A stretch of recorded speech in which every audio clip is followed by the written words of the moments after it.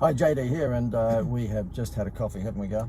Yes. Okay, we had a coffee, and we were one of the lucky 10 in the coffee shop here on the Gold Coast. Beautiful day, just a lovely day on the Gold Coast. And anyway, we had to get out and about for a couple of things, and so we decided to treat ourselves to a coffee. Now, I want to highlight this to you if you're a business owner. If you're not, keep scrolling, this won't be of any interest to you. But as a business owner, I rant as well. As a marketing advisor to business owners, I keep on, Johnny Gearman, how are you, mate? And Mitch. John Gearman is a mate of mine, by the way, for the last 20-something thousand years, and I think we've never said anything nice to each other in that time. No, very nasty things to each other. Absolutely. I'm surprised that Gearman is not even typing something nasty in on the comment box here, because, yeah, all jokes aside, we're great mates, but in typically Australian fashion, we've never said anything nice to each other. Yeah, look, anyone who has hung around me for a little while knows that I would be saying to businesses all the time, online and offline, look, just collect data. And we just went to this little coffee shop, and it was the Campos coffee and all that sort of stuff, my favourite. And the guy comes up and just asks the usual question, look, can I, Gearman says never, yeah. And he says, can I have your details and, you know, all that sort of stuff. And at the end of writing down our name and address and blood group and whatever else, he said to me, don't worry, we throw this, once things get back to normal, we throw all this data out. Now, this one here, by the way, just says to me, don't you dare, because I was just about to give him a marketing lesson on why he was a dickhead. But isn't that amazing? So they collect data this time around. G'day, AB, how are you? I would have thought, look, at least the government is teaching dickheads to collect data, and they're forcing them, because I've been running seminars and webinars and podcasts for about 1 million years, telling every coffee shop and every restaurant, collect data, because you can go into, I don't know why this happens all the time. I know, and I'm looking at your hand. I know, I've got a spider. Little... It's like a spider. Anyway, and nobody ever does it. I mean, you have 3 or 4 or 5 restaurant or cafe owners at all of our seminars, which is all about wow factor marketing, and they'll go, oh, we'll do that straight away. And no, they don't do it. And even people who pay me a few $1,000s a month, it's like pulling teeth just to get them to, all they've got to do is do what they're doing at the moment the government's forcing them to do. Why am I talking so fast? I don't know. But just give them a little bit of paper and say, would you like to win dinner for 10 of your friends at the end of the month? Well, actually 9, because you can only fit 10 in. But anyway, would you like to win in normal, regular times, dinner for a few friends? Just put in your name and your email and your mobile. Obviously, it's the mobile is the most important thing. We have a restaurant in Melbourne called the Lobster Cave, who was a member of our program, and he's the only restaurant, and put aside the COVID period at the moment, but he's the only restaurant under normal times who is full 100% of the year. And the reason is because at 3 o'clock every afternoon, he yells out to his secretary, Daphne, I think it's Daphne. It's not Daphne. I don't like Daphne's. I don't like Beryl's, and I do not like Esme's. I was going to say, I think it's Esme. I don't like Esme. I don't like Daphne's, Esme's, or Beryl's. They're just a weird, they're just shit names, aren't they? And they're normally small people too. I can't put up with small people. No, but they remind me of carnies.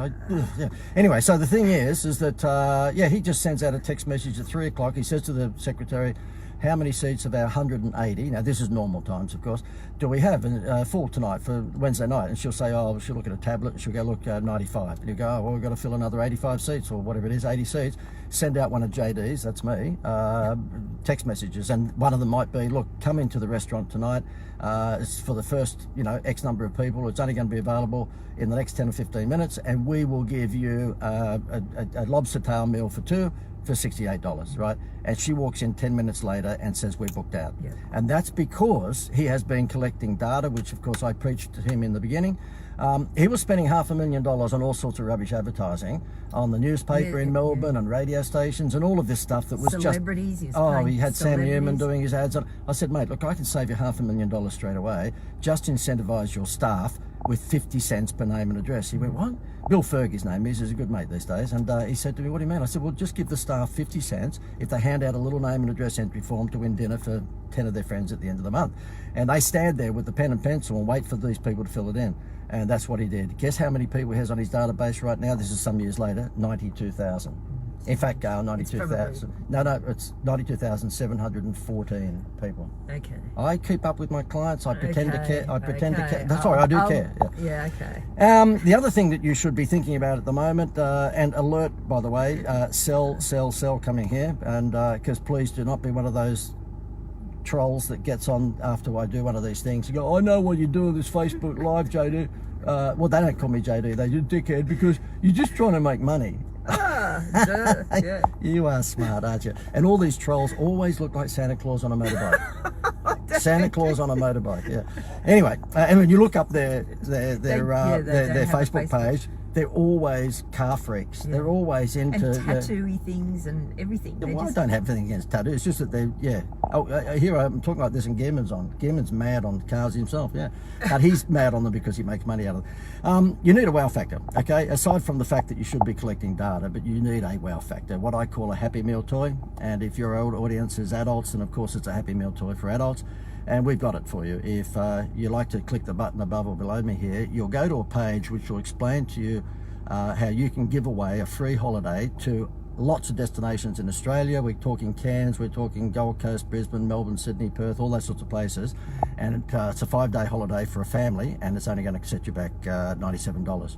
And we had this available with overseas destinations before COVID came along, but we've actually pivoted, like everyone's pivoted. Yes, I was going to say our new word. Yeah, everyone's pivoted to make it Australian destinations. And have a look at it. If you're looking to stimulate leads and conversions, this might be something that could interest you. So you can actually say, look, buy my refrigerator or my lounge suite, or use my pool cleaning services, or come to my restaurant, and when you spend a certain amount of money, you'll get a 5-day family holiday at a luxury 4-star resort at any one of these locations in Australia. Pretty good, isn't it? Pretty good. And you have 24 months to take your holiday, don't you? I thought you were about to say to me, you got 24 months to live. No, 24 months to take your holiday. It's pretty good. Yeah, well, it means to say that, you know, like the border closures we know are going to come to an end pretty soon. It means that anyone can choose any time over the next 2 years to actually go on their holiday. So, yeah, it's a pretty good value add incentive. So if you wanted to find out any more information about it, and it's purely and simply because the hotels, obviously at the moment it's extreme, but normally they run at about 30% vacancy factor. So they're happy to provide the likes of us with these hotel rooms for a very, very good price, because they're going to make money out of food and beverage. If they fill an empty room with someone who's not paying full tariff, obviously $97 for a 5-day holiday, your customer is not paying full tariff, you're giving it to them for free. Sorry, you're not paying full tariff, you're giving it to them for free, and it's costing you $97. But guess what? When they're there, the hotel's betting that they will spend money on food and beverage. It's filling empty rooms to make money out of food and beverage, simple as that.